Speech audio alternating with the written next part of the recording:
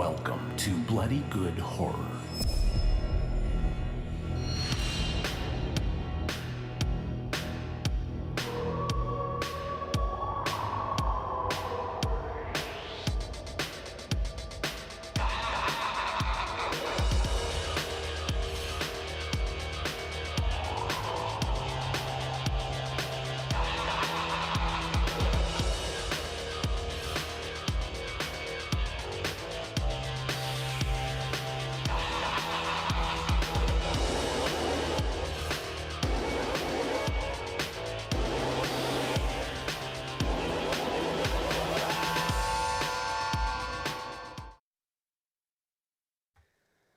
Hello, everybody, and welcome to another exciting episode of Bloody Good Horror. My name is Eric, and I'll be your host for this evening, where we will be discussing Lucky, a Shudder original starring Brea Grant is who it's starring. I'll ask Ian how she prefers to be pronounced. You know, the pandemic might be coming to a slowdown because Schnars isn't here tonight. So there you go. As soon as he could get out of here, he's gone. Joining me, though, a lovely crew. First up, from Richmond, Virginia, please welcome Caitlin. Hello. Tonight, Brea have the same last name. Oh, yeah, that's right, you do. Tonight on BGH, we're going to world premiere, sort of, the trailer, Caitlin, for your podcast. Plug it up, so stay tuned for that. Very exciting. Next up on the show, he has glasses on for the first time maybe ever I've seen him tonight. It's a little unsettling. He's from Chicago. Please welcome Joe. Hi, everybody. How we doing tonight? You know what it is, Joe? It kind of like harkens back to some of those teenage photos you've shared with us. Yeah. All right. Well, you know, I guess those ones that you've made fun of for years, great. That's good to hear. Thanks. Next up on the show from Indiana, please welcome Casey. Hello. I like your Baby Yoda shirt, Casey. Oh, thank you. Very cool. There's two more too. That's like Ninja Turtle style. Yeah. Yeah. I love it. Yeah, we're here tonight to talk about Lucky. But first up, Joe, please tell us what we're drinking tonight. Beer guts.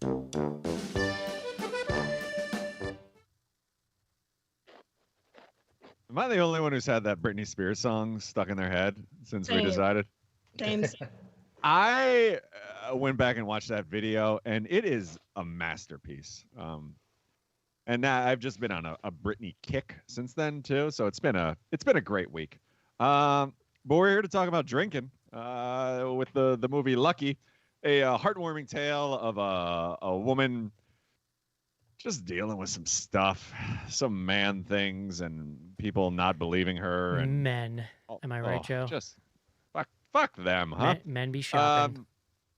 And so a lot of confusion, a lot of things we'll get into. In honor of that confusion, I picked a beer from the good folks at Old Irvin Brewing Co. They're right here in Chicago, Illinois. The beer I picked from them is their Cosmic Kerfuffle.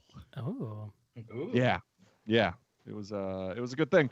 So this one, and I've obviously done a ton of IPAs, like almost weekly at this point. But this, a triple, as they call it. So it's a spicy meatball. Galaxy and Citra hops they put in there. So a lot of, as you might expect, a lot of citrus flavor in there. Very powerful. Comes in at 10% alcohol, which if you're dealing with the patriarchy, you're going to want to wrap up the night with a few beers that are, going to shoot right through the roof and help you go to sleep. This one's great. Old Irving, great place. They're actually like a brew pub. We've been there a bunch of times. Really good food, but they also can and distribute their stuff. Not super far outside of Chicago, so you got to make the trip here. If you're like John and don't believe that there is a pandemic, take a trip now. Just come on over or wait it out. Strong words from the guy who took a cross-country trip, including visiting the Spam Museum in the middle of spring or whenever that was. Yeah, we were in an RV. Anywho, so yeah, 10% alcohol, super up there, but you don't get like I've talked about like that alcohol burn and other beers. Like really the hops kind of take the forefront here. So, it's very easy drinking, which, can get you in trouble. OldIrvingBrewing.com is their website, and 2 big thumbs up to everything that they do. So definitely check them out if you can. Love it. Thank you for that, Joe. Let's do it. Let's take a quick break and discuss Lucky. This is it, Jennifer. Your big break in TV. From the prime time.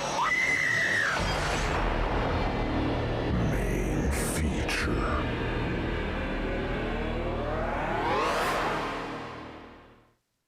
And we're back. I like that you defend your boyfriend there. I did. I got a upset. little touchy there for a second. I don't know. I wasn't expecting that. I just realized that John is not here. Speaking of, so I guess no word of the day. And also, Caitlin, I your time to shine. Yes. Ew. know I didn't look anything about this movie. I'll do it now. Well, Caitlin, you want to say some smart stuff, and then I'll start reading from the IMDb page. A generous assumption that I can pull off some smart stuff, but Please, Lucky. I think the screenplay is by Brea Grant, I believe so. Yes. directed by someone else, which we'll get here momentarily. I don't know how much we want to spoil, but a big metaphor of a movie, and You got like 20 minutes to Yeah, fill, okay, so- based on what John usually does. So. Lucky is indeed written by Brea Grant. It is directed by Natasha Kermani. And there's a bunch of people involved in this that have been, what was that haircut movie we did a couple weeks ago that I cannot remember the name of right now? Bad hair. Yes. They were all there. The team behind this also, there was a bunch of people involved in that one. Brea Grant is actually the woman in the very beginning of that movie that she's like talking about her wedding and then she gets killed. Right. And there's this group of women that have worked on a bunch of these horror film projects together. And so they're sort of behind this thing. Yeah. And do you want to give just a little plot synopsis there, Caitlin? yeah, so we follow May, and I believe her husband's name is Ted. And May is a self-help type, sort of maybe business management type of author. I was thinking like a better Rachel Hollis, maybe a Brene Brown type, but she writes self-help books, and she's going through a bit of a rough patch with her agent, and she's just generally kind of having a rough go of things in her marriage, and things sort of start to unravel when she is attacked over and over again every day by a masked figure. Kind of iffy on whether the people around her believe her. And we sort of watch her unravel and watch things unravel around her. It's kind of hard to give a good synopsis of this one without giving away the twist. So Yeah, it's a little groundhoggy. It's a little bit like a serious version of Happy Birthday to me, kind of, but it is less like a full-on time loop than it is just these things keep happening to her every single day. So like the Yeah. world is moving on around her, but there are these things happening to her that she's sort of stuck. And the first scene, her partner's basically like, "Oh yeah, this is in the trailer." Her partner's like, "Oh, that's the guy who tries to kill us every night." And she's like, what?" And then pretty quickly he disappears. And so like there's a lot of confusion as you go along as to how much the characters sort of know about what's going on. And so it's a lot of her trying to kind of unravel the mystery of what's happening. Yep. And then allegory. So much. Yes. So much. I think we did a great job. Yeah. Considering I wasn't ready until 2 seconds before it happened, I think we did pretty good. I write summaries for my podcast and I read it like, and then this. So to go off the cuff, I'm proud of us, Eric. Love it. Joe, what do you think of this? So I pushed pretty hard for us to watch this. Based on a few of our listeners, I saw some really great feedback. Elisa, who I'm butchering her name again, I just realized, but she was a huge fan and posted a bunch about this. So I was very adamant that we watch this. John kind of poo-pooed it. What was that movie he kept comparing it to? That No idea. After That- midnight. There Yes, you go. After Midnight. Kind of comparing it to that. So Which is full not really disclosure. like at all. no, I mean, I guess a monster comes at night, right? Like, which Yeah, to my okay. point in the email, like that's 90% of the movies we watch, but whatever. I will say, I thought Carrie Mulligan was the lead actress in Same. this when I kept pushing for it, Same. and I'm like, hey, we can't go wrong. We loved that, Love that Carrie promising young Mulligan. woman. Yeah. Yeah, turns out not her. Okay, But- fine. Really Oh, quick, women. I just want to point out it wasn't bad hair that this team worked on. It was the stylist. Stylist. Yes. The stylist, there you go. So I ended up enjoying this for the most part. I mean, it's very on the nose, a lot of the like quote unquote message that they're pushing for here, but it didn't bother me. I think I really like Allison Brie, who the Jesus main Christ. character. Brea Brea Grant. Grant. I think she's a lot of fun in this. I saw some criticism that, you know, every character besides her seems to be like living in this different world, and like she's almost like in a different movie. But I feel like that kind of fits with Yeah. the plot that they're going for here. You know, so I don't know if I would rank this in like my top 10 at the end of the year, but I thought it was interesting enough to keep me entertained. And, you know, I kind of enjoyed the last like 15, 20 minutes where it, you know, pops off as much as it can. There's definitely some slow parts, but overall, I thought this was pretty entertaining. Casey. So I struggled with this movie. This movie's got some pacing problems for me in the first two acts that makes it hard to get through to where it pops off like Joe's talking about. And he's not wrong. And that's not to say that I hated the movie or anything like that. It's just for me, it was harder to connect to. And so it was harder to pay attention to. It didn't really hold my attention. That was my biggest problem with it. I thought the actors were fine. I thought Brea Grant was fine. If I was in a better headspace to sit down and watch this, I think I'd probably do better with it. When I was in a mode to actually sit down and kind of analyze a movie closely, because this is very obtuse. Like we've mentioned the allegory, metaphors, and stuff like that. And if you can't pay attention to it, and if you struggle with those pacing problems, you're gonna lose a lot out of this movie. I think you lose a lot of the message. The first two which acts, is the problem I had. The first two acts are kind of quiet and subdued in a way that's surprising for a movie that's about a man trying to kill people every night. Like, Yeah. yeah. And that's more of my problem than a movie problem. I'm not trying to say that it was a crap film or anything, but you got to be aware of those things going in, right? Listen, I admire you admitting that, Casey, because I've had those days as well. Yeah. Was the main character agoraphobic? I don't remember that in the Caitlin, you get that one? I don't. Caitlin, what'd you think of this movie? I've gone back and forth a little bit on this one. I really like Brea Grant, partially because I like to think that she's my long lost cousin, and partially because I think she's really a good scream queen. And feminist horror should be right up my alley in a lot of ways, but I did struggle with this.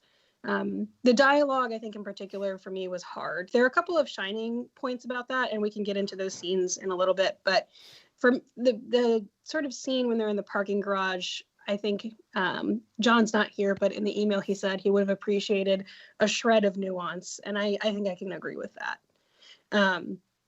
But I mean, overall, the message is effective and it's true. I mean, women do live in sort of constant and persistent danger. And there is danger everywhere in this movie. Everybody kind of acknowledges it, which is what we do as a culture. We acknowledge that we live in a rape culture and that patriarchy is a huge problem. But like in the movie, we don't really do a whole lot to change it. And we do kind of have this culture where it's like, yeah, I mean, yeah, okay.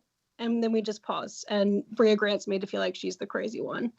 There's a lot of gas lamping in this movie, Caitlin. There's a lot of yeah, really is. Gas lamping and gaslighting, Yeah. both.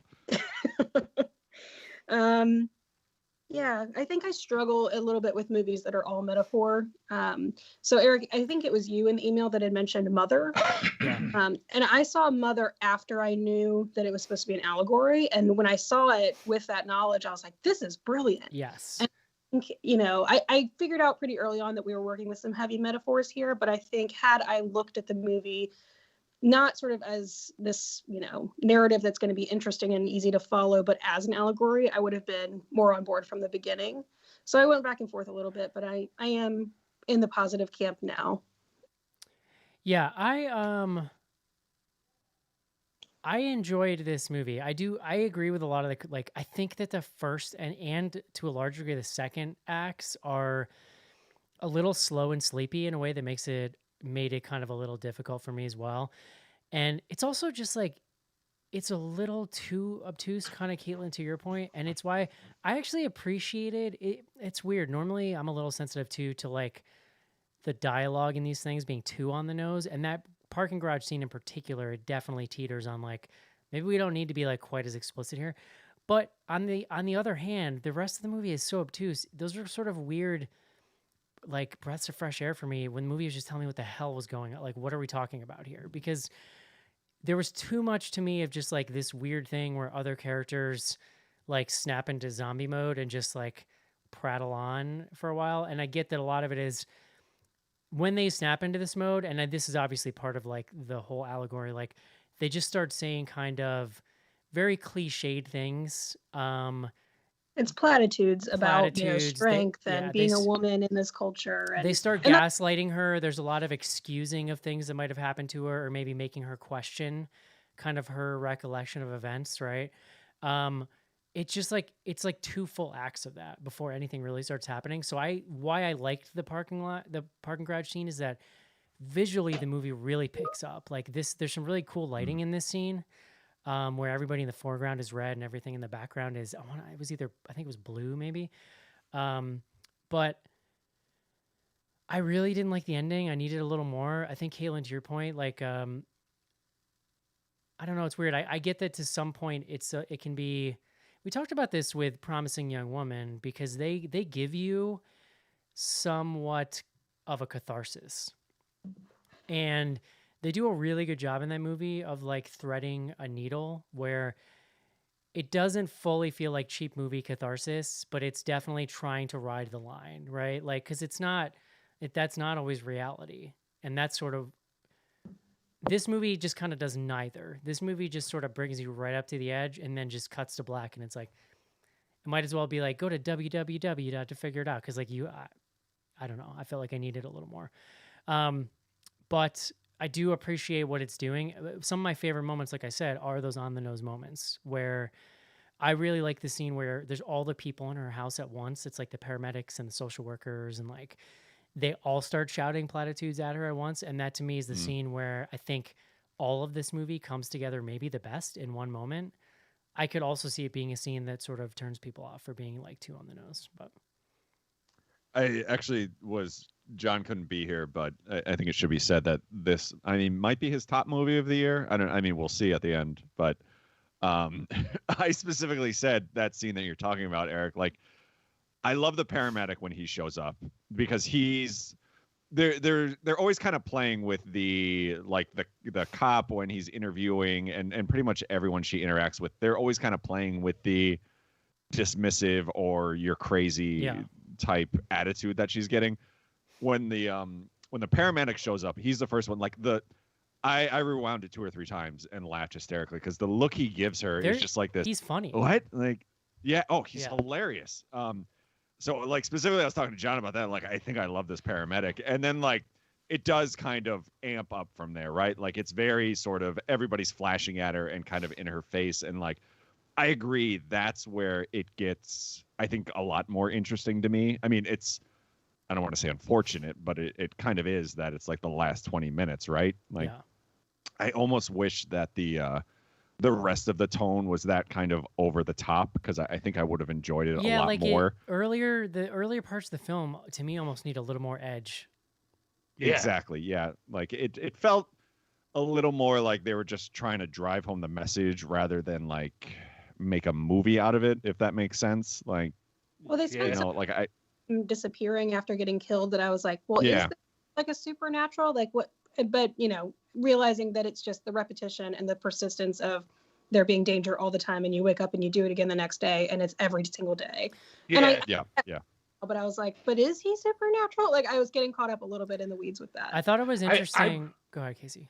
I was going to argue with the comment that Joe had made about how kind of how it felt like the first 2 acts they shouldn't have concentrated as much on that stuff. I think they were leaning too hard on them trying to pull through the metaphor, right? I think that's probably what caused the lack of a lot of that edge. Necessarily than hitting it over the head with the message, it was more trying to hit us over the head with that metaphor and get that set up to last throughout the whole thing. I think is where it probably struggles. Well, when I say edge, I mean just like a little more urgency, like Joe's talking about. This comedic tone doesn't Yeah. come in until later. Like maybe even Yeah, a little bit more of exactly, that, yeah. a little bit more biting. It's just it kind of languishes for a while. Well, if that's a And it good could just be, sorry, I don't mean to cut you off, but like it could honestly just be that I enjoyed that so much, like that specific scene, that I kind of looked back and wished like, Yeah. oh, I would have liked more of that, because I, Yeah. you know, I found specifically like this paramedic so funny, and then like the interactions after to be like, it sounds kind of sick to say like entertaining, but like it was very, you know, the feel of that scene versus the other, you know, the Yeah. sort of hour before that. I'm with you I guys though. really enjoyed. I love Brea Grant, and I think her performance in this is really good. I think it ties it together. I thought she was great. I think yeah. it ties it Yeah. together a lot more than it might have with someone else on it. You know, it's funny talking about like the humor side of the like that last 20 minutes. I think there was a couple attempts to work in a couple what could be considered dark humor, but dark jokes or something in there, and I don't think that they just landed well. Because there's a couple times, and usually it was lines delivered by Brea Grant with a facial expression or something that kind of chuckled, but then with the pace of the movie and stuff like that, it left me kind of wondering, well, am I supposed to find that funny, or is See, that I did. bad, I actually did think it was pretty funny. It's kind of the bleakness of being like, you know, she's patronized. The cop is really patronizing to her. Yeah. The paramedic is like, oh, honey, like very patronizing to her. And it's one of those things where it's like, oh, this is so fucking infuriating that it's comical to me, because, you know, a lot of women, and I'm sure a lot of men in certain scenarios have experienced that, where it's just like, no, I'm not crazy. Like that's kind of Right. Well, that's a really interesting line. It's a really, to me, very interesting line to try to ride with subject matter this serious, like to try to actually make it funny. So I think I commend it for kind of hitting those notes. Caitlin, we were talking pre-show. I thought it was pretty interesting. Curious your thoughts on like, it seemed really pointed to me that her like murder guy was very just like straight laced looking, like very like he literally had a suit on. And like very well coiffed hair. And then it was also interesting that when she discovers that other women have their dudes, they all look different. Like I almost wish there was a little more. The message seemed to me to be like, it's not a scary, crazy looking murderer person. It's just the people you know that are there all the time. Well, It's John. That we got from Promising Young Woman. You Right. know, Exactly. we were rooting for Bo Burnham so much in that movie, and we find out that he's part of the problem too. And I think, you know, historically when people would talk about rape culture, when they would talk about, you know, sexual violence against women, it was this idea that it's some creepy dude in an alley. But in reality, it's, you know, a lot of the men that we work with, it's a lot of the men that we call friends, and that can appear one way and act very differently. Yeah, it kind of confuses it a bit too when you look back on it with the allegory of the whole thing, and if they're all of their dudes look a little bit different and stuff like that, it kind of takes away from this is anybody and everybody you know. Well, not really though, because every woman is different, right? So like her version of like what that my normal dude's kind of, I don't know. You know what I'm saying? Like, yeah, that's true. But the movie, I think it kind of adds to the fact that it's like just anyone walking down the grocery store aisle, you know? Yeah, and I wish the movie almost would. And it's an amalgamation of all different kinds of men. Yeah, I didn't understand what was happening at the end, because at one point it goes to an old dude. So I'm like, is this person aging? Like, is it? I get what I thought it was supposed to be. What you're saying, Caitlin, like, it was very like was that Michael Jackson music video? Oh, Black or White. Black or White. I just took it as like this is just like a mashup of like every guy she's ever interacted with and had these sort of issues, you know? Like that's. Yeah. But yeah, I agree. It was a little. I mean, obviously this person disappears every night, and there is, like, to Caitlin's point, like a supernatural element, but that like last sort of shot is really the only time where we get like a something wonky is like happening right in front of her face, right? That was one of the things that I noticed in this movie, that we've been talking a lot the last couple of weeks about problems with plot holes in the last couple episodes we've had with the movies we've been watching, and the only one that really stood out to me as a plot hole for this movie, and it wasn't necessarily a plot hole, but at one of the points where she stabs this dude in the back and she pulls the blade back, and they make a point to show you she sprays a big puddle of blood on the floor and the wall and everything, and then she wakes up and everything, he's disappeared, and she cleans up the blood. And throughout that whole movie, she's getting the asshole treatment from the cops saying, well, miss, where's your husband? How long's it been? It's like, leave the blood, show him. Yeah, I was kind of confused by that. I emailed my town recently to get some of the plot holes fixed at the end of my my cul-de-sac. It's very confusing though, because it's like, is she getting in trouble? Like people just kind of, I don't know. There I could have think been it's more like the tension. There could have, Crazy. yeah, Yeah. like, yeah. It's more just the condescending in general, though, right?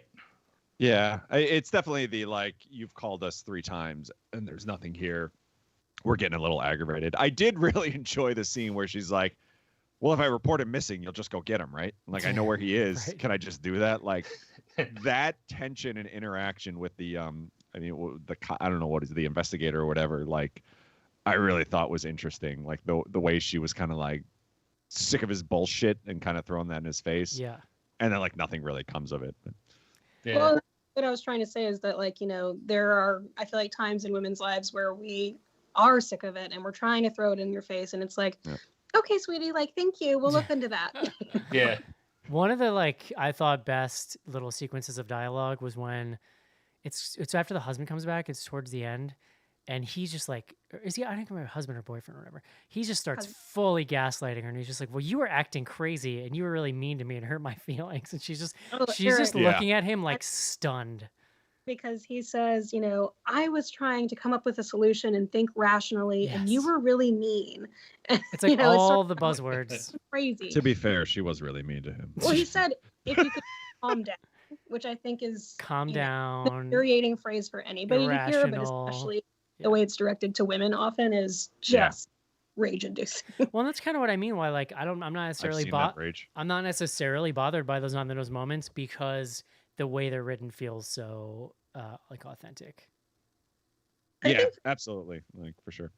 one of the moments I really liked was when her publishing agent comes to her house and lets her know that the book deal has gone through, and he says, "You're so lucky." Ooh. She like goes off like, "No, I'm not lucky. I've worked my ass off for this, and I've busted, like, I've just been working so hard." And I feel like I've had that moment before where someone can be patronizing, and I am someone that takes a lot of pride in their career and in the work that they do, and someone's like, "Wow, how lucky for you. That's great." And it's like, "No, I earned this." And I felt it in my bones. That scene is really interesting because I could say like a lot of the other interactions, like the characters know they're being patronizing to her, right? Like they're obviously going above and beyond, just like, all right, sure. We'll get to this. That scene, the guy actually thinks he's being nice, right? Like to the point where, me looking like I do, being who I am, I'm watching and I'm like, maybe she is lucky.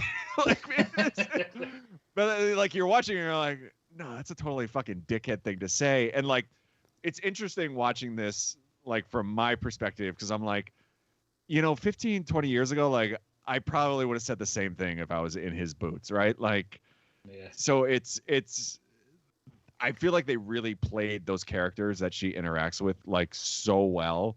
And I'm assuming from personal experience too, with a lot of, like specifically with her and probably a lot of people that were involved in creating this. So I just thought it was like really well done. The interesting thing to me about that scene is that he, at least the way I read it, was like he kind of acknowledges her after she says that. Like it's kind of it felt like the one moment in the movie where a character actually was like, you're right. Like, I don't know. How did you read that, Caitlin? It did take her sort of like really laying into him though. Totally. And well, of course, of course. Kind of saying like, I earned this, you asshole. Of course. But given the fact that everyone else in the movie ignores her regardless of what she says, I just thought it was interesting for them to include, at least the way I read it, like that moment with him. Someone that teeters like a little bit. Yeah, there was a little bit of more nuance or something. Well, he didn't just go into zombie mode. Like there's a very, when I say zombie mode, like it's a stylistic like writing choice to have, like the characters almost, it's like a script flips on or something. like they turn into robots when she's talking to them, but he They doesn't. like zone He out. doesn't do that. Yeah, I don't know. It Well, was that interesting. happens with the sister-in-law character, Sarah. Yeah.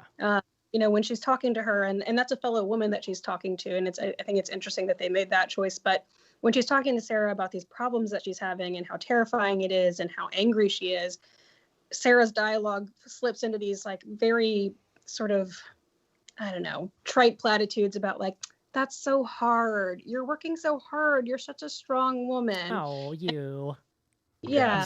And but it's interesting because they also show, Sarah bends over and May sees a scar on her back, and it's like, oh, of course, Sarah, being a woman in this society, has been victim to something too. Right, But and she's in- sort of like, I don't even remember how I got it. And Yeah. that's a rough scene because it's like, oh yeah, we all have these traumas, and some of us are just at this point. Well, and that's how she kind of, yeah, exactly. It's like she's kind of in a daze, like dismissive of it. And then looking back, obviously, like that's our first real clue of like the larger reveal that like every woman has one of these Yeah. men, these dudes. What do you think? Yep. What do you think looking back, Caitlin, about your like initial reaction on it? Because like people don't know, like over email, you were pretty strong against, or just like had some conflicted feelings. I'm curious like how that's changed or how you feel about it. You used a lot of different font sizes too, Caitlin, which That's actually true. I thought was an interesting choice. I was liked my it because it kept my like- attention. Not like when I'm reading John's. So yeah, I know John came down pretty negative on it, and I think at the end I was just really disappointed that it was so heavy. I like I said, if I had known what they were going for ahead of time, I think I would have appreciated it for what it was. But because they were doing this sort of like supernatural Groundhog Day kind of thing, I was like, well, what direction are we going? And I think the parking garage scene, it is lit really well. It's a really cool scene.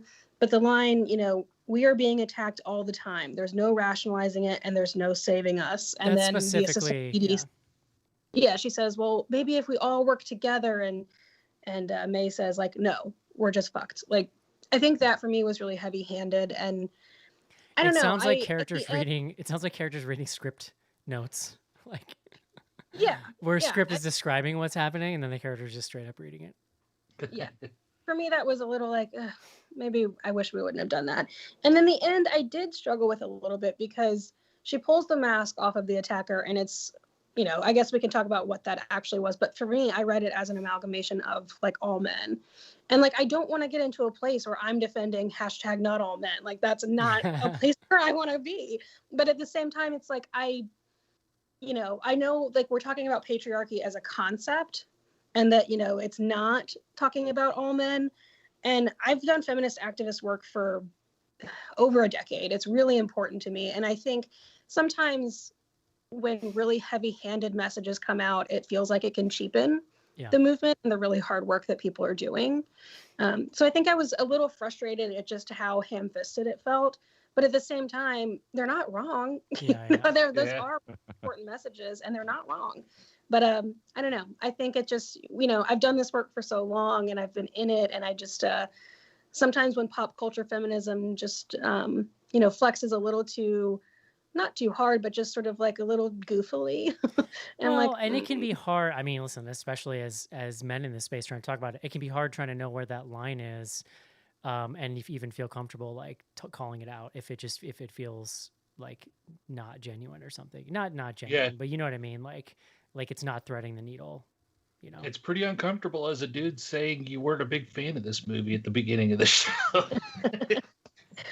Well, and that's I'm not saying it's not unwarranted either, though. Right. Well, John was here so that Joe could, deride him about being a woman hater. But well, honestly, and a lot of my issues too are less to do with the messaging than they are with like the movie part of it, like the genre movie part of it. And I feel like more often than not, that's where a lot of my criticism ends up. Well, in these movies. It's interesting. Sorry. No, I like the messaging because, like I said, they're not wrong. And at the end of the day, that's what's important. Like the takeaway here is that this is real and this is pervasive.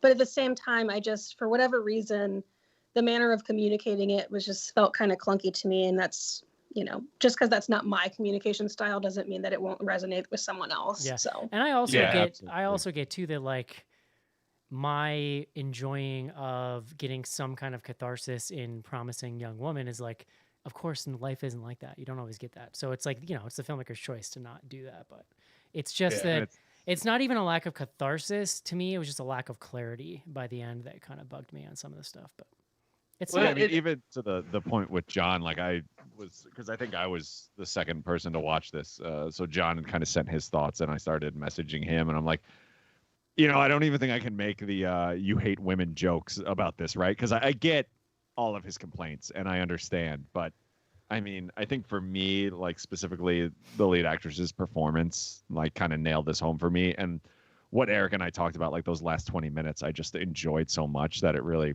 don't want to say saved this for me, but like that tone, I loved so much that I ended up finding this really enjoyable.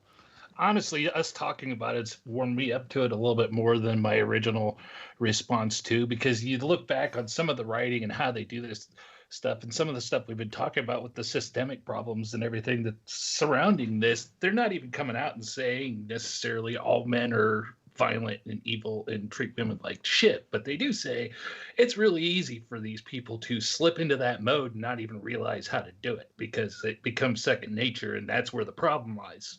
You Well, can yeah. kind of see some focus that way. Yeah, it's cultural, and it's Right.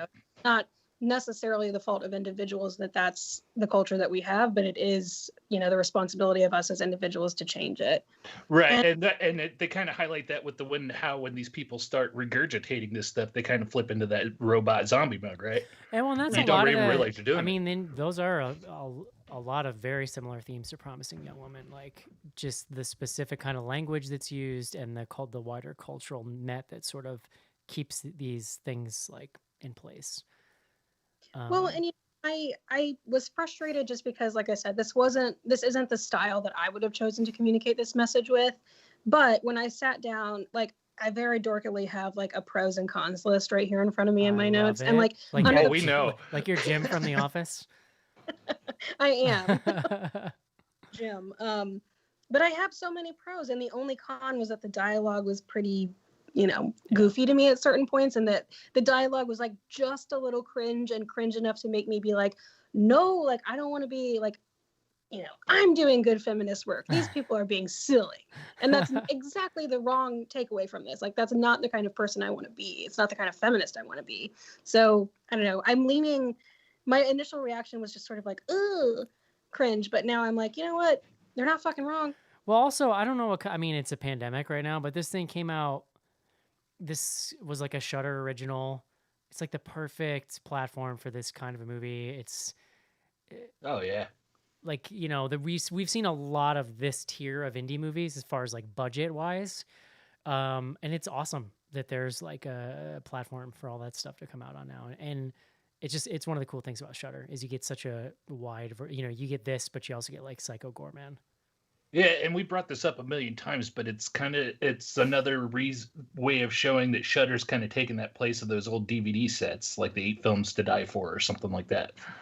Interesting. Yeah. I would put this above an 8 Films to Die For. Yeah, 8 Films to Die For. Well, that's just trash. the name I thought of. There's other collections out there like that they used to release some of this tier of movie in. You know what's the worst, Joe? You had to pay full price for each one of those movies if you went to the theater. Like Yeah. full Yeah. movie ticket price for what was basically an eighth of a good movie. Yeah, well, even the DVDs were like, $12, $13 or something. Yep. I did want to say I liked the sort of Home Alone style scenes where she's like at the hardware store buying like rope and hammers, and we get to see the different ways she's going to kill him. That was nice. I am a sucker for a good shopping revenge scene. Like I just enjoy going to like Home Depot or Menards here in the Midwest in general.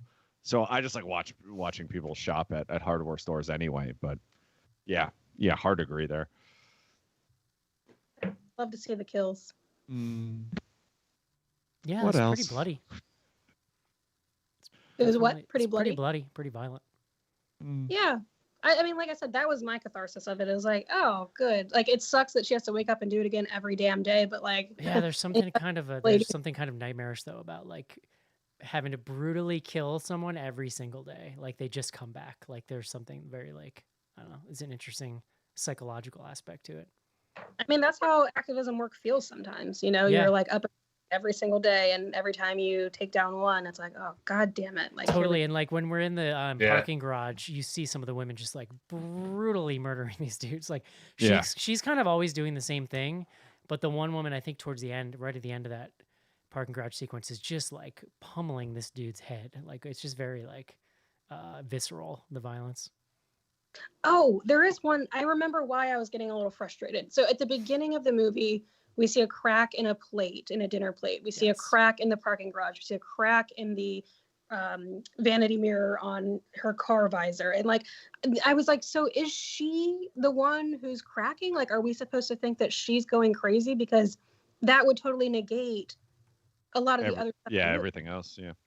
So I was kind of confused by that symbol. Like, you know, are we seeing the cracks in patriarchy, or are we seeing the cracks in her sort of stability and connection?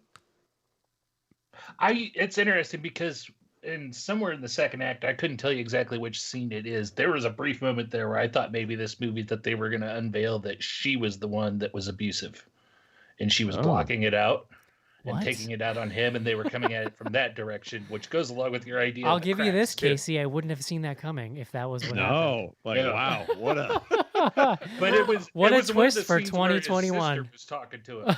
So she's kind of gaslighting her as well. So it kind of made it come across In a like different, the sister's okay, like, well, no, I'll give you this. In that conversation, if this was a different movie, I would have thought maybe she killed her husband, because there was a weird moment where it seemed like maybe he was Right. dead and she didn't know or something. yeah. And I didn't think that after the movie, but mind you, it was before, when I'm still trying to figure out that, before I knew there was an allegory at play here. Well, if that was the twist, I well- think we would have been watching this on Fox News. honestly. Casey's like, the whole time I thought the twist was me the woman was a villain all along. Oh, yeah. I might have liked that. The sort of subplot of her cheating on her husband, part of me was like, this feels irrelevant, and part of me is like, well, when you're bringing forth these narratives of sort of violence and abuse against women, like, you don't have to be a perfect victim. You know, Right. like, you don't have to be like completely innocent or anything like that, and you can still be a victim of a patriarchal culture. Well, so at and first, there's, yeah, go ahead. at first I was like, I don't really care about this subplot about her having cheated on him and their marriage being shaky. Yeah, that But was. now that like we're fleshing it out, I'm like, well, and it's not saying like all women are good, all men are bad. It's just saying that this is a pervasive cultural issue. That point too about being the perfect victim is something they kind of bring home in some of the dialogue, like when they're asking the one, I think it's a paramedic or a social worker, is like, oh, so he beat you, to the husband, about the husband. She was like, no, and they're just like, Oh. oh, okay, like, There are a lot more layers to this than I think I initially gave it credit for. Yeah, it's interesting you make the mother comparison, because I remember during Mother, I wanted to like go to Darren Aronofsky's house and protest because I was so angry during that movie. And then I got out of it and I read an article about the allegory, like just kind of what you're talking about. And I was like, cool. That was like the most brilliant movie I've ever seen. But like during it, I straight up wanted to die, because it's just like I did not understand what was happening, and it was really bugging me. Yeah, I just like watching J-Law. I think she's just fun. She is like, really good in that movie. just watch her cook for like 3 hours and I'd be perfectly happy.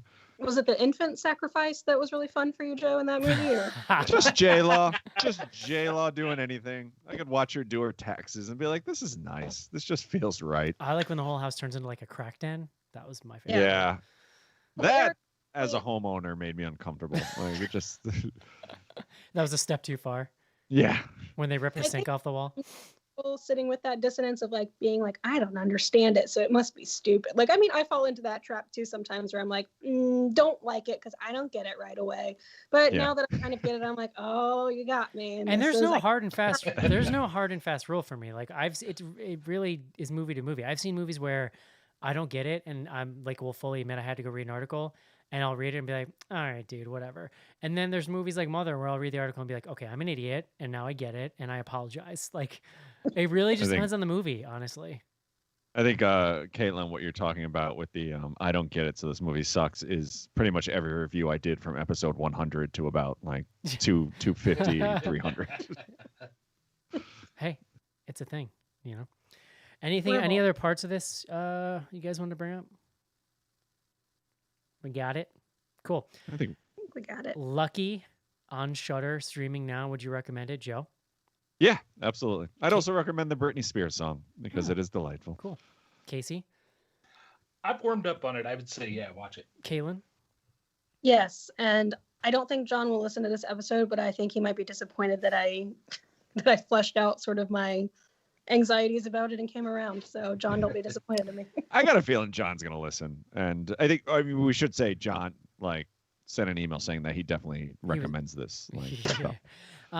Yeah, it's not like a top 10 for me, but I think it's playing with some interesting ideas. There's definitely some interesting visual touches to it. It doesn't fully come together for me, but I give it a recommend if you're into these, especially movies with these kinds of themes. Yeah, I would say if you thought the election was a hoax, probably not your thing. Right, but exactly. Yeah, outside of that, you know. Speaking of these kinds of themes, Caitlin, your new podcast is about to drop to the masses. You don't have to give us all of it because we're about to listen to the trailer, world premiere, but you want to just give us a quick elevator pitch for it? Yeah, so it's called Plug It Up. We got that classy name from the scene in Carrie where they're throwing tampons at her after she gets her period. But one trope that I used to explore a lot on Thor's Hour of Thunder was the monstrous menstruation trope. And a lot of times that happens where a character gets their period and sort of chaos ensues. But a lot of times it's not just the actual act of menstruation, it's coming of age and adolescence in general. So sort of exploring those coming of age themes in horror and, really fleshing out what that looks like. And it's been a lot of fun. Elizabeth has been on a whole bunch of times. Eric and John are helping me with it. It's been a blast. I've been putting, I think I've been putting about 20 hours of research in every week. So we've got some cool anthropological stuff about menstruation going on. You are doing production on this. You have done more production on this show than we have pre-pro than we have ever done on this show. It's very impressive. Yeah. We should mention this too. This too is the first and hopefully not the last BGH Presents. Like Kayla mentioned, we're helping her produce the show. The feed right now, if you're listening to this live, you can get it in Spotify. Apple had their new feeds paused for a few days before their big keynote yesterday. So it's been submitted to Apple. By the time you hear this, check your app and it might be there. But the hope is that it'll be populated everywhere and that we can debut your first new episode this coming Tuesday. And then that'll be the release date going forward. It'll be Tuesday mornings. So yeah, it's been a blast. I've had such a good time and definitely want to give you, John, and Elizabeth shout outs for helping so much. But I don't know. It's been so much fun. And if you're familiar with the triple goddess analogy, it's maiden, mother, crone. So we're sort of in the maiden phase right now. We're exploring coming of age in horror. We're going to explore monstrous motherhood at some point. We're going to explore aging as a woman in horror. So yeah, just sort of a women's experience in horror and getting a feel for that. I love it. Well, it's a really great show. It's really well researched and produced. It's also, I think, a great time for this kind of a thing. So I'm really excited about it. So let's check that out now. The BGH debut of the trailer for Plug It Up, and then stick around after the break and we'll do some fan mail.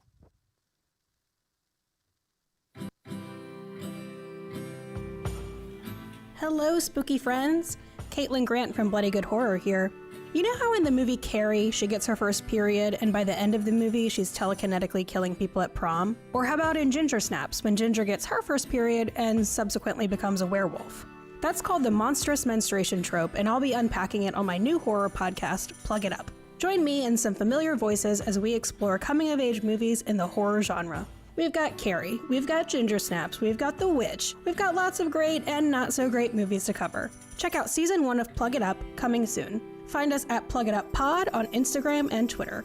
Spooky bleeding. If it's leaking and you're freaking, plug it up, plug it up, plug it up.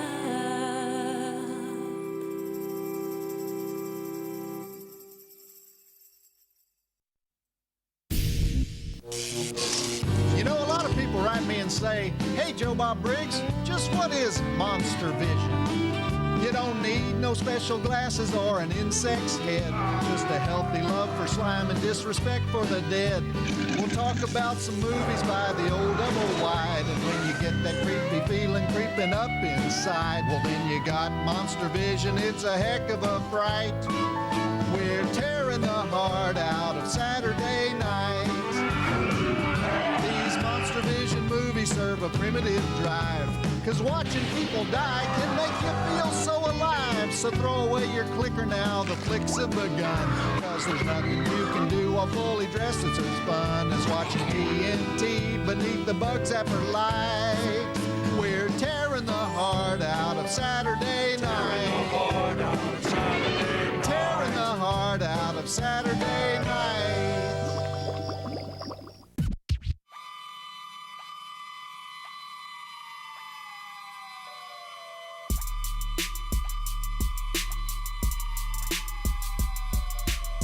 Hey, I'm Joe Bob Briggs, and you're listening to the Bloody Good Horror Podcast.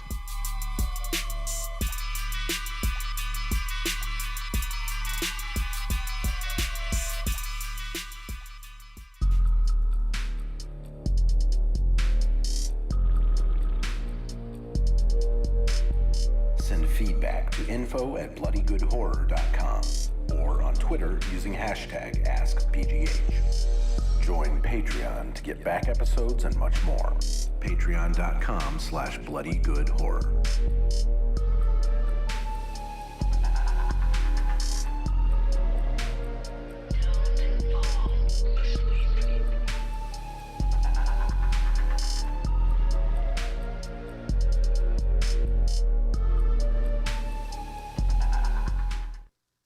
And we're back.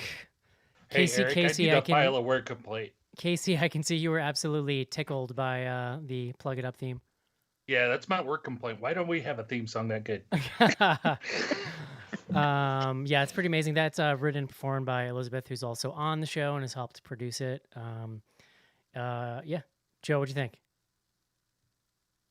Beautiful. I listened to it actually the trailer this morning on my run, and was very excited. And I think you sent us the first episode, Eric, and I have not listened yet, but looking forward to it. Sure. Yeah, it's very. I have heard some of the episodes, and they're super interesting, so I recommend it. So yeah, check that out now. You can search Plug It Up on Spotify, and by the time you get this, check your own podcast feeds. What's your social stuff, Caitlin, just so people can follow when it's live? What's your social security number? You know what I mean. What's your home address? It's Plug It Up Pod on Instagram and Twitter, and also plugituppod@gmail.com if anyone has any thoughts. And I did want to say that we've had women on, we've had men on.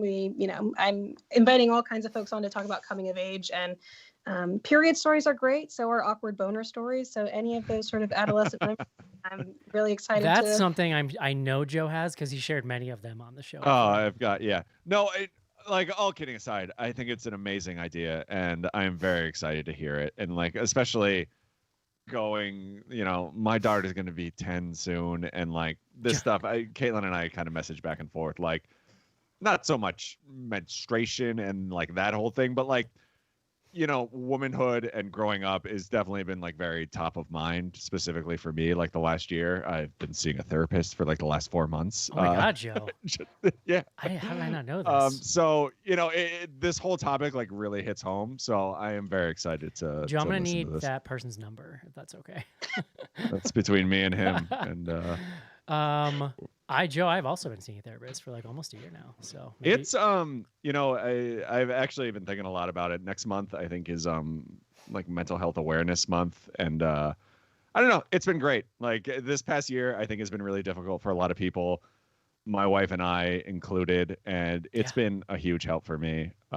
So and I'm an asshole, like I'm very sarcastic, so and I was very apprehensive, but I think the moment I sat down with him, like it just kind of started pouring out. So, I think if you've ever thought about it, like it's worth a shot. And I don't know where I'm going with this, but it's been very helpful. It's very tender. I like it. I actually texted Dirk before therapy this morning, and I was like, I don't want to do it. Yeah, I gave Caitlin a pre-therapy pep talk this morning. I was, and you probably had the same issue. Like a lot of times I stress like what I'm going to talk about this week, because like if my week's going okay, and then like literally it'll just start like pouring out of me like the moment we start talking. So it's great. It's like a muscle too. The more you do it, the easier it becomes. Yeah. Plus a good therapist knows the right questions to get you going too. Love it. Right. Therapy train, BGH. Yeah. So check out Plug It Up. Caitlin, would you recommend people like Joe use your show as an instructional guide for raising their daughters? I mean, there are some candid stories on there, so buckle up. Joe, no Yeah. segue for this, but there's a t-shirt sale happening right now. Yeah. There's the entire month of April. I think we've been having one every week, and we've not been great about promoting it. But yeah, this will come out on Friday. I think the sale, I think it's all classic tees are $13 through Saturday night. So if you're listening to this, go and waste some money on some of our merch and enjoy. By the way, I recently ordered. This is an update. If you recall, I've been obsessed with the supplier that they get their thin hoodies from. This is an important update. They have changed their supplier. Because I ordered one, a small, which normally fit me, and this thing was way too big. They now have an extra small, which probably is what I should have ordered. But it's different, like fabric. They screwed it up. So if you want the old school TeePublic thin hoodie, let me know. I'll send you to the wholesaler, and you can get one. I got a hoodie guy. Oh yeah. Well, good. I've been looking for some extra small hoodies. Well, you can get any size. Casey. Our t-shirt page and buy them from us. You could. Yeah, you could. I'm struggling to come up with some sympathy for you that the small was roomy. So listen, Yeah. we all have our own problems. we do. Not a problem I can associate myself with. Caitlin, isn't it neat how we're all different? Yeah. Not in this case. I hate you guys. Anyway, literally, I've probably gained an Eric the last year during this pandemic, and this fuckface is talking about a small is too roomy. yeah. Well, Joe, some of us lose weight when we're stressed. It happens. It does. Joe Bob is back. That's pretty cool. Something happening in the horror community there. Did you guys tune in this weekend? Yes, very much. I'm just sitting here trying to remember what movie he did. Mother's Day. Yeah. And something by the cemetery. The House by the Cemetery. Yeah. Not a couple of bangers for the first week. I will say that. No, I'm not a big Mother's Day fan. I was super disappointed in both. I mean, I always enjoy him, but the movie is not my top. House by the Cemetery is fine. It's about the fifth or sixth Fulci movie I might recommend to someone. It was really Eli Roth on though. He was pumped. Eli Roth was really good. I'm not always I'm with. He can be too much for me sometimes, but he was super. He was very genuine and excited, and that was really cool to see. And also, they had him on remote cam on a tube TV, it was like Skype, but through an analog TV.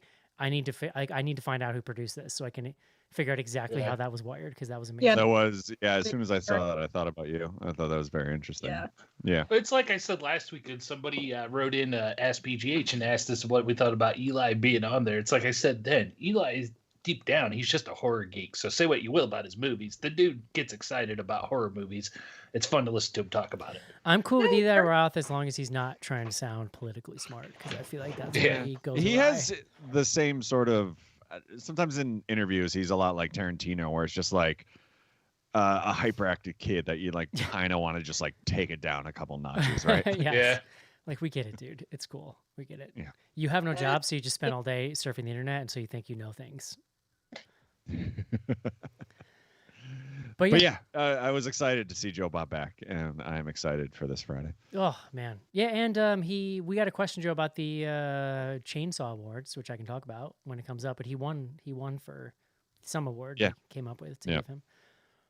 So it's cool, and he gave a very Joe. If you watch one part, you should watch. Joe I did, Bob's yeah. I watched speech, his acceptance. I kind of skipped around to the stuff I was interested in, but I would, watched his start to finish, and he always, even honestly, even when you played the song during the when we were cutting to the after the movie, I just get misty anytime I hear his acceptance speech. He's so genuinely thrilled. It was getting me. It just, I love it that he's been doing this for so long, and he's still so appreciative, and even I got to meet him a couple years ago when he did his whole thing here in Chicago, and just super friendly and never a dick. It's just It warms the cockles. Like, God bless him. Yeah, agreed. That's it. That's all I have on my list of topics here. Joe, you want to head to Twitter? Yeah. Oh, I'm sorry. Really quick. One email. Caitlin Kissimmee. The subject is "This is for Joe," and it's just a picture. I guess Cavity Colors now has a tie-dye shirt with Psycho Gorman really huge on it. It says "Hunky Boys" in big letters. It's pretty sweet, actually. I'm not a big tie-dye fan, but Joe, that might be right up your alley. I'm not a big tie-dye fan, even though I don't know if you've noticed, Eric, but like if you go to Lake George, New York, like you pretty much have to get a tie-dye shirt, and you know that's Right. your existence. But the Hunky Boys line, like I find myself quoting that at least like 2 or 3 times a week at this point. Makes me very happy. That's Or your- do I? now, just like That I already, the amount that I talk about Psycho Gorman, like I think I had put it at just slotted in at number 10 on my list. I think by the end of the year it's gonna end up like kind of high on my list. I feel like. Mm. I still don't, but I like the line. What'd you say? You still hate it? Yeah. It's just, yeah, we don't have to rehash it, but It's a great warming up. I'm warming up to it as time goes on, and I'm never gonna watch it. So that means I'm just gonna keep like sanding over the edges in my mind. You know what I mean? Yeah. Eric, It's part of my how you- process, Caitlin. You have the Danger Girls in Cece and Sophie, That's true. and you guys are the Hunky Boys. Yeah. I thought we were the Danger Boys. We were the original Danger Boys. I would say you're more hunky than dangerous, which is nice. Yeah, thank you, Caitlin. I'll take either take one it. of those things, frankly. That's fine. Yeah. I don't know. Joe has to have his contacts back in. All right, assholes. All right, like fuck. I always thought they made me look smart, but all right. Yeah, we're on Twitter at BG Horror. Every week we post up. You can use the hashtag AskBGH to send in questions or comments or whatever. First up from our buddy Erie, Arizona. Can we get a spin-off podcast where Schnars attempts to briefly synopsize films he has seen and Joe makes smart-ass comments while he does it? That's my favorite part of the show. That's my favorite part of the show too. And I'm sorry he wasn't here this week to do it. But I think no, John and I would never put the effort into doing something like that. Next up from Deus Ex Manatee, my number one fan Renee. What's your least favorite song? Mine's Benny and the Jets. I hate it so much. And Renee, I feel like this is going to be our first quarrel because I love that song. Oh, that's a pretty great song. Yeah. Right? Yeah. Tiptoe Through the Tulips by Tiny Tim. Easy. Eric, What do you mean? come on. What? It's, you know, It's a it's become a goddamn- horror classic. It's a nightmare. No, but it's Yeah, it's but- too real. yeah. It's not cool scary. It's bad scary. Yeah. I would say It gives me a feeling in my soul, like it makes me want to jump out of my skin and run away from my skin. Like that's what it makes me feel like. that's interesting because that's not like I hate this song because I don't like this song. Yeah, that's- it's like yeah, that's this fair. song terrifies me. Yeah. I would This say it's like this song opens the gates of hell and I can't Yeah. stand it. Sorry, Caitlin, you got anything? I don't know. I like most things. I like most things. It's true. My aunt is a wedding planner, and there are a couple of like drinking game type rules that she came up with for weddings. One of them is that the bridesmaid or the maid of honor speech is always going to go, "For those of you who don't know me, my name is Caitlin." For those of you who don't know me is part of it. And then the second Blah one blah is blah. that And I have it's a been friends since we were a little girl. Yeah, I've heard this before. inside jokes, like terrible speech. And then another one is that if it's a white people wedding, they're going to play "Don't Stop Believin'," and Well, that's- not a bad that's song, okay. but it has become sort of like, you know, like, oh yeah, here we go. Yeah, the Sopranos kind of ruined that song. You know what, for me. Joe? Like, I really hate Nickelback, and I refuse to give in to the like. There's been a lot of internet backlash. Like, it's not cool to hate Nickelback. It's gone the other way. Where people are like, just let people like Nickelback. They're fine. I refuse to go back on it. I hate Nickelback, and I'm sorry, Joe. yeah, it's fine. I mean, to me, it got obnoxious because it just felt like it was It's- like a trendy thing to do, right? It's specifically the photograph song. Something about hearing that dude say, "Look at this photograph," makes me want to jump off of the building. I mean, I don't know. The what's that Playboy Mansion song? Fucking classic. What are you even talking Rockstar. about? Playboy Mansion song. Yeah, the hey, I wanna be a rock star. Oh, I'm through with standing in lines and playing Bear Dirty Bear. Right? That song. Is that on Yeah, your I got running playlist? That's yes, it is actually. That and This Is How You Remind Me. You can't fuck with those. Like classics. If I had to I will take, if I say- had to yeah, take sorry. a Nickelback song, it would be "This Is How You Remind Me."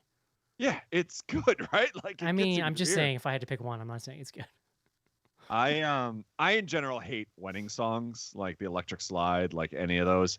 But if I had to pick, like I loathe the Red Hot Chili Peppers, and like I got to a place like 5 years ago where I decided like it's an asshole thing to like judge anyone based on music, but like if you love the Red Hot Chili Peppers, I think you're a disgusting trash person. And that Californication song, like fuck you, like fuck them and fuck you.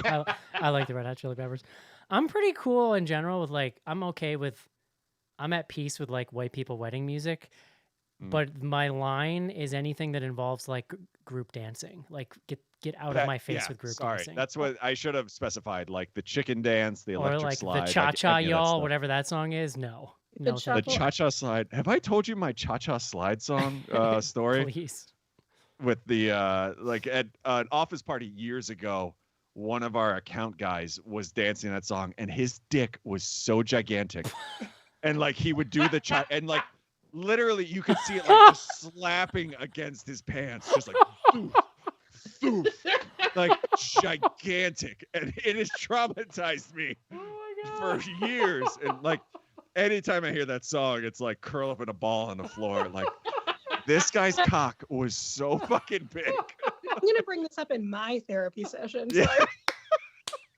I think he needs to bring it up on. Joe, you should write Look that it down up. in case you're out of ideas next week. It was gigantic. Like, oh my god. because there's the whole like, 2 times through change, and like you slap down, and it was just like doof, doof. Holy crap, dude. I think this Unreal. counts as a coming of age story for Joe. It was like he had a wiffle ball bat in his pants or something. Dude. Good lord. So yeah, that one gets Unfortunately, you just painted a really good mental picture, and now it's in my head. me. Yeah. Well, I mean, I was like picture like a sales guy, right? Because he's like in like a suit. Yeah, no, So it's like those thin slats. It's Oh. not like jeans or anything. Yes, It's just I know like what you're talking about. I hate the Ugh. sound so much. I hate it. I might have to slide we- whistle every time you made that sound. we should move on. Next up, our good friend Skizbot. What's your favorite Jean-Claude Van Damme movie? Time Cop is so dumb, but I love it. Easy. Street Fighter, the movie. I don't know if I've ever watched a Jean-Claude Van Damme movie. Yeah, I don't really like any of them except Street Fighter. Although, I was huge into it when I was raiding the mom and pop video stores back in the day. I was always huge on Bloodsport. I was gonna say Bloodsport can be pretty dope if you catch it on cable or something. Well, Bloodsport had like karate and shit. I didn't know who Jean-Claude Van Damme was, but it had Ogre from the Revenge of the Nerds. I was gonna right? say, yeah, like his sidekick is like Ogre in that movie, and that's pretty sweet. Yeah. All right, couple more here, and then we'll jump to Instagram. Our friend Kyle, that's at We All Rage in Gold. Just to clarify from last week, I'm the guy from Madison, Wisconsin, who met Joe at a concert. I think art is subjective, and Eric did nothing wrong. I don't remember what we were talking Read about. this again. I zoned out for But a that second. was Eric being. That was about Eric and Godzilla, right? yeah, that guy wrote in Oh, yeah. about the character, but I think you mistook him for this guy that's writing on Twitter. Oh, Yeah, probably. I Either way, it apologize. was very nice meeting you, Kyle. You were a great person. Last but not least, on Twitter, Casey Kern at Casey Kern 2. In light of the announcement of Vin Diesel starring in Rock'em Sock'em Robots, what would your ideal board game based film, and who would play the lead? I think we've already had the ideal board game based game in Clue with Tim Curry Clue, back yeah, in the you day. can't really beat that. Although I I don't- thought they were doing a remake, weren't I they? don't really like Yeah. board games. I think I've discussed this before. I'm not a big fan. I feel like you could do a Candyland in a really trippy way. Oh, yeah, that could be a lot of fun. Yeah. I'm not That- sure who I'd want. Surely there is a script sitting somewhere that's been written for a Candyland movie that just didn't get made. I'm positive. Yeah. imagine. Yeah. Somewhere there is a script to a Candyland movie sitting in Nick Cage's inbox. I think it's like let's do a mousetrap movie, but the story is like you can't figure out how to make the mousetrap because no one ever could, so you just screw around with the pieces and then you put it away and play a better game. Yeah. All right. Over on Instagram, we're on there at Bloody Good Horror. Every Tuesday we post up. You can send in questions. I'll make dumb comments, and then we'll read it on the show. First up, our friend who refuses to use the form is back. She's got a two-parter. First up, did you miss me? That is all. Anybody? All right. Scratch that. Question. You're Randy Jackson, and I am getting a ticket to Hollywood after the acoustic ode to menstruation. Oh, sorry. You're Randy Jackson. Am I getting a ticket to Hollywood after the acoustic ode to menstruation? Yes. I've now heard Joe say that word twice. Mm-hmm. Menstruation? Nice. It's weirder with the Obviously, glasses on. yes from me. Yes. Yes, dog. I'm not saying it's bad, but Randy Jackson standards, I don't think you're going to make it. I'm sorry. Is he even alive? Yeah. Yeah, he's still in the He's super show. skinny. I don't know. Who watches American Idol? I don't know. Somebody. It's still on, right? I don't mean that as an insult, but I feel like you got to be like the cream of the crop to get to Hollywood. Yeah, I get what you're saying. It's pretty amazing. Our theme song is dope. So What'd you say? our theme song is dope. Come on. It is. No, very it's dope. great. It's good. I don't think it's Hollywood material. That's all I'm saying. We should move on. What's your go-to munchie when you're stoned? This came in yesterday, 420. Pizza Hut. Cold Pizza Hut. Yeah. Mm. I'm all about the savory stuff. I will literally, yeah. Oh, sorry. Go ahead, Caitlin. Like a wonton, like any kind of like greasy spring roll wonton, any of that. Yeah, for sure there. Honestly, and this was my comment, like literally I will walk into our kitchen and just fucking eat anything I see like within my eyesight. I'm always going to peanuts and potato chips, unfortunately, but Yeah. my God, it makes me happy. Which is why I will never fit into a small. Next up, is getting a sister wife a good idea? I've thought about it. Have you? That was awesome. It sounds exhausting. about like it. I love my wife and like we have a great time together, but like I don't understand how you do like 2 or 3 like multiple marriages. Like it just seems like It it's sounds like a lot of fucking work and management to me, Joe. That's what I'm saying. Yeah. My question to Caitlin is, are you like the patriarch in this scenario? Like you have 2 sister wives, or are you like one part of a sister wife couple and there's a man in it, like a She can do what she wants. Well, I know that's why I'm asking. I think it'll depend on the dynamic. I'm to various. You know, that stupid show. Or would you want brother husbands? No. No, that sounds terrible. That stupid show with the guy that has sister wives. He's so dumb. Like I don't know how he got one wife and he has like 4. I think Mormonism is the answer to that question. They did do brother husbands on Raising Hope once. What was that show? Big Love? My wife loved that show. Did anybody watch that? Any of you? No. I feel like I watched a couple episodes and I was Paxton, like, all right? Bill Paxton? Yeah. There's an episode where they go to the Hill Cumorah pageant, which I believe is, I forget where it is, but I remember as a child, we went and saw that. Like it's like this huge, they pretty much retell the entire story of whatever the fuck they believe on like the side of a mountain. And I was watching it with Leslie and I realized as a kid, we went and saw this whole thing happen. Like we went to like their gathering. That's it. That's the end of the story. Like nothing else happened.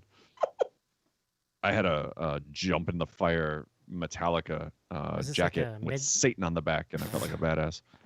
Was this like a midsummer-esque situation when they're like people committing ritual suicide off a cliff? I think we got out of there early so we could avoid traffic, but I think if we had stayed till the end, yeah, like I would definitely be in a cult. Do you still have the jacket? I'm sorry? Do you still have the jacket? I don't. Actually, I mean, maybe at my parents' house. Like, I supported jean jackets long after they went out of style. They're back in style, Joe. I just got one, a black. I know. one. I should have just hung with it. And Yeah, stayed. so did the whole Canadian Olympic team. Wow. The Canadian tuxedo is the. All right. Next up, this is a good question. Party hard or I get wet? I don't know what any of that means. Come again? Andrew WK, his Oh. first album. Party hard or I get wet, the two songs. I would go I get wet any day of the week. But that entire album, masterpiece. Although there is a really amazing / incredibly frustrating indie video game called Party Hard that is about like you are a person trying to sleep and there's a party happening next to where you're trying to sleep.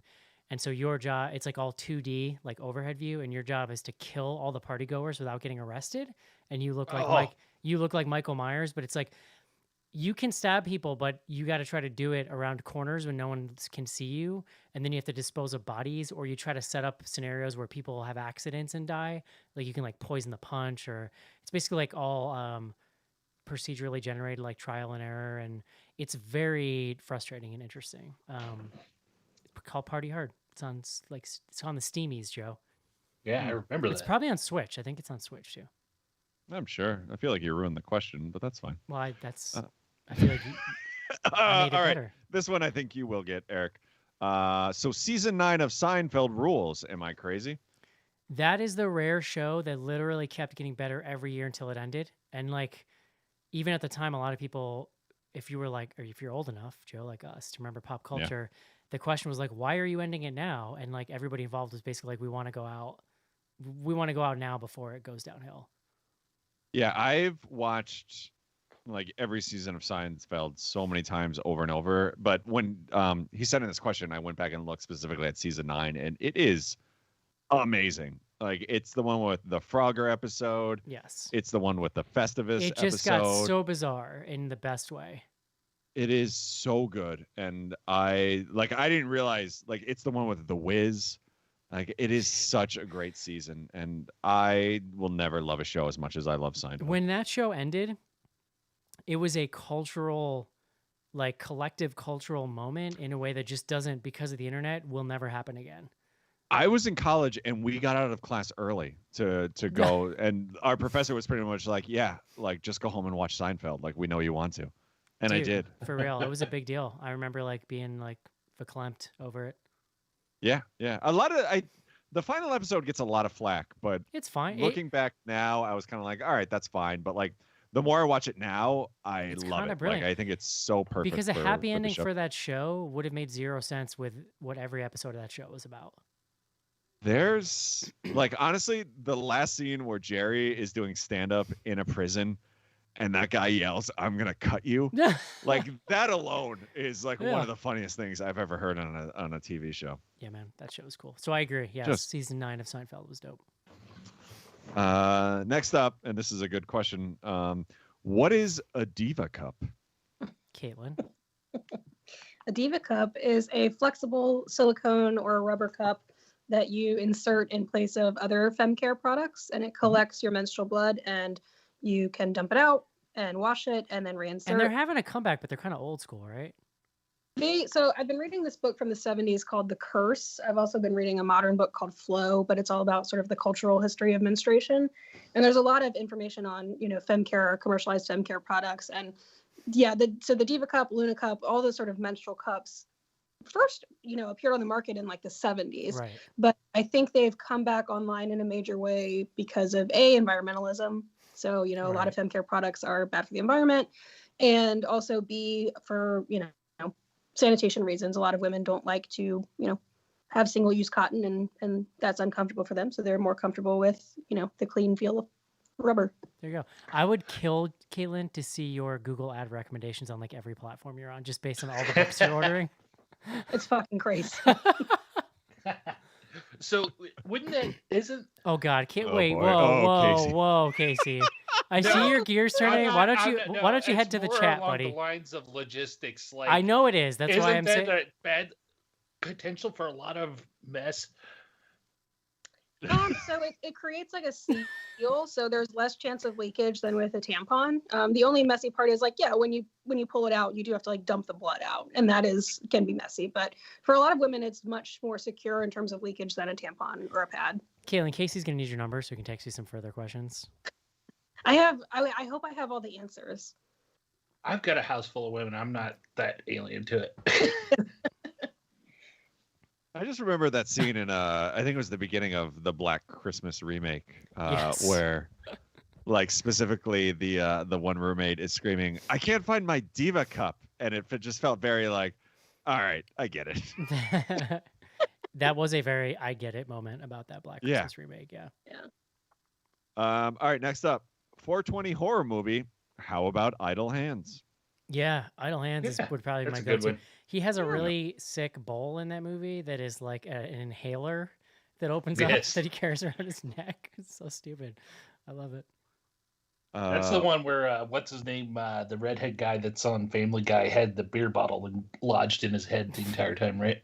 Yes, Seth Green. Seth Green. Joe, do you Yeah. remember? This is not a horror movie, but this is a movie that I really have wanted to revisit. It's a comedy that I saw as a kid from the '90s called The Stoned Age.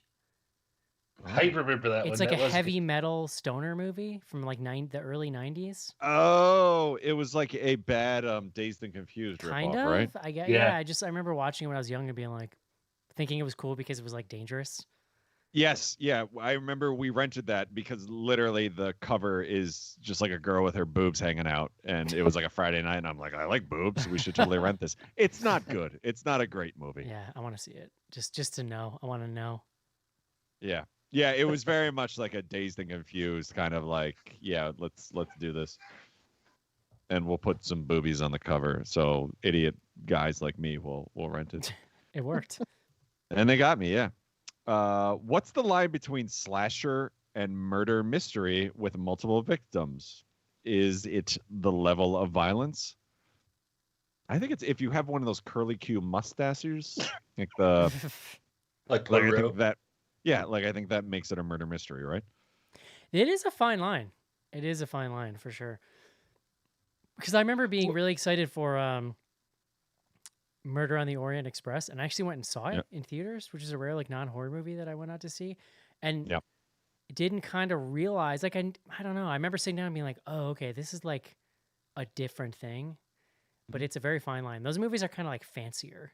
They're just like Knives Well. Out too is like a very fancy affair. Yeah. Well, the Like biggest Clue. difference has got to be like in a slasher, we know who's doing the killing, whereas a mystery, we don't, right? Well, not Well, always, that's right? not Because true. a lot of time, like, you know, Uh. the original Friday the 13th, it's all just like through the eyes and, you know, you don't It's know more what's of a going on. style. Yeah, but it's it's- also a big ass. It's a big ass dude in a hockey mask. You know we the what? viewers do, whereas in a mystery, you don't know that necessarily. I think a lot of it's esoteric, though. I think a lot of it's in style and presentation. Like you can almost take the same story with a totally different score and like directorial style, and one could be a horror movie and one could be a mystery. Yep. Yeah.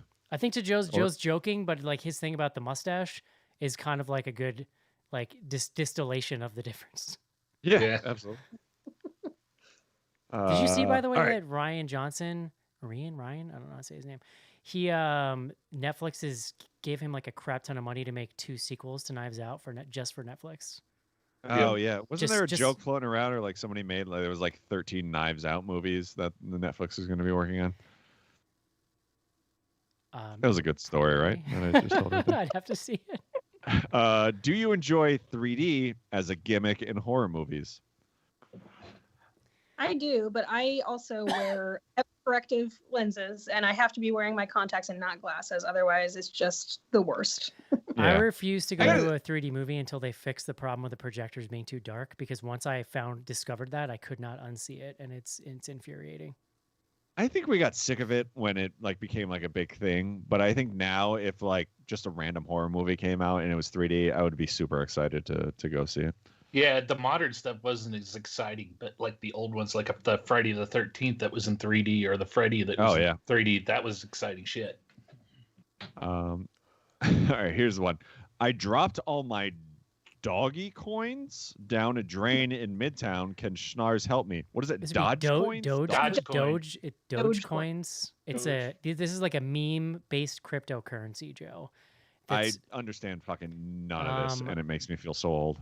I know that they are non-fungible tokens, NFTs. It's like Bitcoin, Joe, but there's like a million different kinds of like Bitcoin's kind of the like recognized mainstream version, and there's a lot of like they're Designer big. it's like Bitcoin. underground shit, Joe. Basically, like, that's Yeah, all it is now. like there was that SNL skit like a couple weeks ago where they talked about it, and I'm just like, this isn't even funny because I don't understand what I'm you're talking only about. starting to understand it a little better. Actually, Mondo on Slack is kind of being my Sherpa, and he's kind of walking me through some of the stuff because I've been interested. I saw in it, people so. talking about that, and I'm like, I don't like this. Well, that thread in particular, like I have not understood Bitcoin for years, and that thread on Slack in particular made me like, okay, god damn it, I just need to go figure this out, and so I started doing some research. Yeah, I just know my neighbor who doesn't clean his lawn and just has like shit like lying around everywhere tried to get me into like a Bitcoin thing, and I'm like, if you're into it, like I know, like it's not something I want to be a part of. You know, someone related, and not to get off topic, but Eric, you'll enjoy this. I bought a video game today, and it turns out I bought like a version of an Xbox game that like I don't even own because I didn't realize there were like different versions anymore, and I've never felt so fucking old. What Like game? there's an Xbox X series now or something. No, that was the older one. Now it's S. Honestly, What? dude, I'm on Yeah. the PC. I don't even pay attention to that stuff anymore. So you're probably right. I just wanted to buy a baseball game that I could play for the rest of my life, and apparently there's like 19 versions of the Xbox now, and the version I bought doesn't even work on mine. When you go back and have to return it and tell them that, can you record it so we can play it? Can I request that as a cameo, actually? I want to make it my Wear your ringtone. cardigan when you do it. Like, I don't know. All right. Any opinion on Sunday's Fangoria Chainsaw Awards? It was really cool. Like I'm not big on award shows at all. I missed it the night of, but it's on YouTube. You can go back and stream it.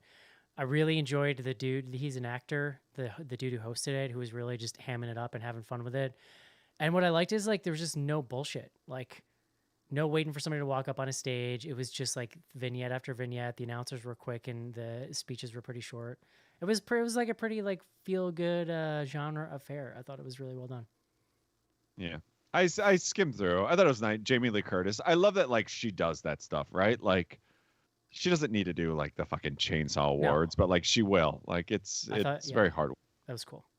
Yeah.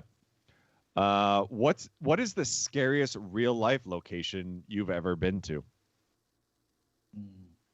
I mean, Eric and mine, I bet, is the exact same place. Are we talking spooky scary, or I might get murdered scary in real life scary? Like, you know what I mean? I think either one in general. I took a wrong turn in New Orleans once and ended up in a neighborhood where a local strolled different. up and was like, "You guys don't look like you're from here. You probably want to head back in that direction." Like literally, it was like the harbinger of doom.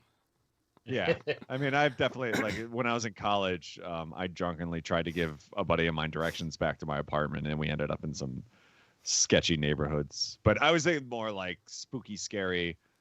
Like what is it? Devil's or Wolf's Hollow. Wolf's Eric, Hollow in is real upstate creepy. New York. Yeah.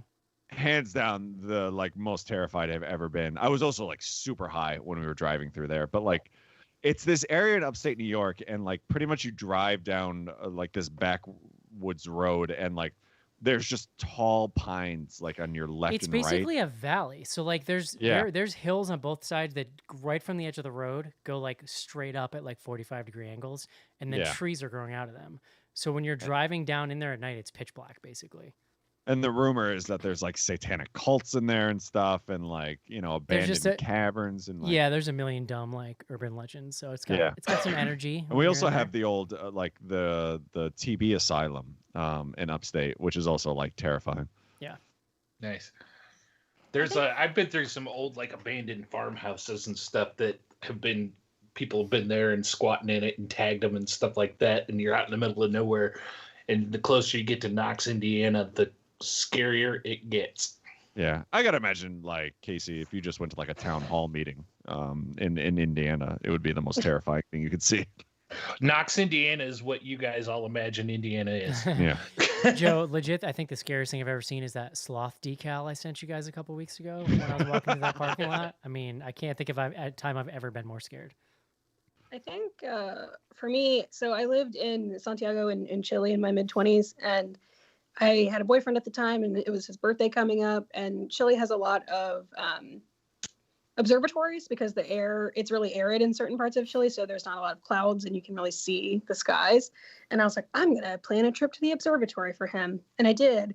And we got in this van, like an unmarked van, and this Right. stranger drove us up a mountain in Chile at like 90 miles an hour, like straight up the mountain, no guardrails. And I was like, Yikes. we're in a car with a stranger going up a mountain. I don't know where the fuck we're going. And I think I took like 3 Ativan that night. And I was like, this was not a well-planned birthday surprise, but I like it. That sounds Right. terrifying.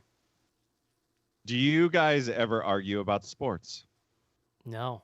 Literally never, right? I think a lot, we're like various levels of sports fans, but nobody here is like a very big, like diehard sports. Like Casey with his college football might be the closest, honestly, or Schnars Yeah. with his stupid Duke basketball team. Well, I usually bring up like Notre Dame football when it's in season, trying to go Schnars into something, and it never works, and it kind of peters out. That's about the extent of all of us. I grew up think. watching a ton of sports, and I'll still chill out on like a fall Sunday afternoon and watch some football, but I don't really care about it enough to get like fired up about it. Yeah. What's everyone's vaccination status? I get my second shot next Monday. Thanks, Bill Gates. I'm about a week I and a am- half out for my first shot, and I got about a week and a half for my second Pfizer. I'm fully vaxxed. Yeah, I'll be 2 weeks out for my second shot on Friday. I realized when I read this too, and I replied, I thought he said vacation status. Not So I enough. replied with like what vacations we have planned. Hot girl summer. Next up, happy 420, Chuck or chili. I don't know what that means. I didn't understand either, so I just said a little bit of both. All right. This is a good one too. More of a comment. Tried a Diva Cup for the first time yesterday. Disaster. I've heard they're complicated, or like not complicated, but you got to kind of like get it right. Well, it's yeah. not my choice. Like, and that's, I think you're reading these in a different order because that one came in first and then the other person was It like, did, yeah, but it's just the way that they show it in the app. I'm not a user, so I don't have any tips, but thanks for trying. Verdict on the Creep Show TV series. This came in last week, and I ranted on it. It's fine. The second season is fine, which is better than the first season. I watched only half of watched- the first episode. Yeah. I've only watched the first episode of the second season so far, and that second half of that, Yes, public access channel of the dead was pretty ace. that to me was better than pretty much anything in the first season. I thought. Yeah. Here's a tough one. Most underrated horror movie. Ugh. Yeah, I don't think that exists anymore. Like every weird obscure horror movie has some group of people obsessed with it. Yeah. Well, that was more my for like first- back in the day when it just like I don't know when everyone in the world decided they hated Halloween 3. Then if you liked it, then you could be like Halloween 3 is underrated, but like Yeah, that makes it sense. has a cult now. My first pint of Guinness after 16 months in lockdown in a beer garden, and it was great. It's not really a question, just a comment and a nice one. You've messed with Guinness, Joe? I mean, yeah, if I can, I would prefer something, There's not I'm a lot to it, like flavor wise. There's not a lot going on. It's a little too sweet for my liking. Like, I'm not a big fan of like the milk stouts because I don't like the sweetness. Just like I like stouts because they have almost like a coffee feel to them, and I don't like cream or sugar in my coffee. I just like, anger and rage. So in a stout, I like something a little drier. But I'll drink it if it's available. Never had. Oh, Caitlin, I know. it's like a liquid lunch. It's Yeah. crazy. Like, you ever like to all of a sudden, Joe, have a beer out of like a clean tap and be like, "Oh, I didn't know what this tasted like," because apparently I've that's been drinking out of disgusting. Like, I had been drinking like Sam Summer Ale for years, and then got That- one out of what must have been a clean tap, and was like, "This is incredible! Like, what the hell have I been drinking?" That was literally going to be my example. Like Sam Boston Lager, I think it's delicious if you can get it like fresh out of like a Yeah. clean tap. But like 9 times out of 10, you're having it at a TGI Fridays that hasn't been like cleaned in 13 years, and it tastes Yeah. like duty. Crazy. But like it's a delicious beer if you can get it like fresh. Yeah. So yeah, I agree. That's it for questions. Love it. We don't know what we're doing next week, but We sure do. It's Mortal Kombat, and Oh, it comes hell out yeah. this weekend. sorry, Joe. It's Mortal Kombat. Dun, dun, dun, Psyched. dun, dun. I get to tell all my growing up Mortal Kombat stories. It was very influential on me, Joe. I can't wait. Love it. I think it's on demand and in theaters probably. HBO Max, right? Like it's on, and yeah, I think it's got like a limited run as well. Nice. Yeah. Oh man, I'm so close to being able to go back to a theater. I can feel it. So excited. All right, guys, that's gonna do it for our show on Lucky. Don't forget, this coming Tuesday, if Apple, we'll put the episode out, so check it out on Spotify. But keep an eye on those Apple feeds for Plug It Up, and follow Caitlin on social. Plug It Up Pod. Is that right? That's right. Plug It Up Pod. Mhm. And yeah, check us out here, same place next week, where we'll be discussing Mortal Kombat. Hope you enjoyed the show. We'll talk to you then. I think you go first, Caitlin. I don't even Oh. know. Bye. Okay, bye now. Bye bye.